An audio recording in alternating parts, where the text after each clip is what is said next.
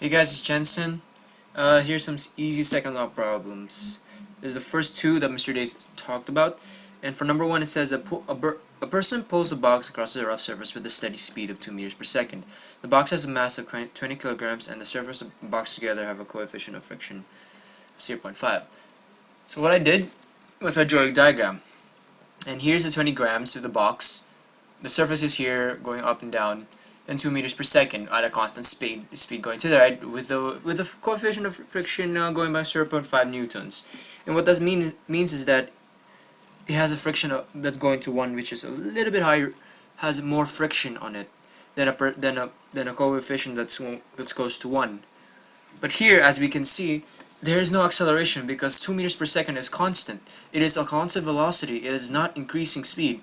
So if there's no acceleration, then the vectors all equal out to 0, or the vectors have to equal out to 0, a vector sum diagram. And if we put this into force diagram, which is this, we will find that newtons and weight and T and tension and friction are both equal. I'll explain the numbers later. And if we put this all together, since they all have to equal to 0, all the vectors have to equal to 0, they all have to equal to each other. Now here I actually showed, actually wrote down 3 equations that are very important regarding to this text, to this whole equations that I'm going to do from now on until number 11. From here you can see here it's like the total force is mass times acceleration, but since there's acceleration, the total force is 0. Here is the friction, where m is the coefficient of friction, and here n is newtons. And here for weight, 10 newtons per kilogram, which is standard for Earth times the mass. Since weight is equal to n and t equals to f, that's just all we need to do is just plug in the numbers. So if we put weight, since we only have 20 kilograms, we might as well just put it here, plug it into mass, so that kilograms can cancel out. So that we will have W is equal to 200 newtons. So if W is equal to 200 newtons, then normal force going up is 200 newtons. So that's why we have here 200 newtons, 200 newtons.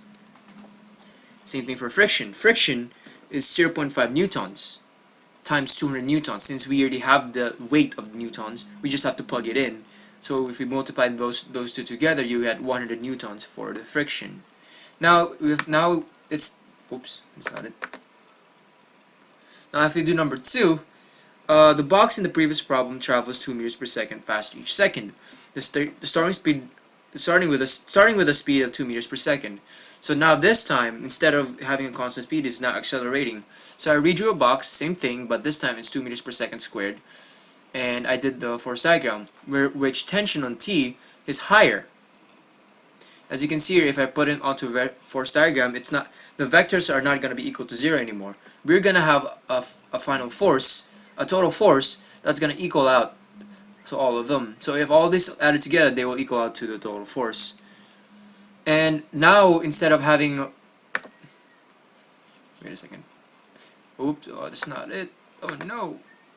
So if instead of having the total force is 0, this time the total force will have some number, since we have acceleration. And since we have a kilogram, since we have mass, since we know the mass, and since we know the acceleration, which is 2 meters per second squared, we just have to plug it into here. So if we plug it in, we have 20 kilograms times 2 meters per second squared, which will give us 40 kilograms times meters per squared, s squared. Now if it's all correct, total force will equal to here, which is about 1 newton is equal to 1 kilogram times 1 meter per second squared.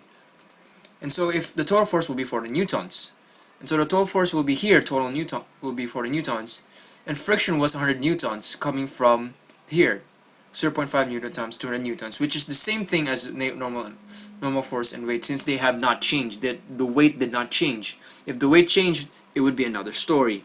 But this time, the box did not move.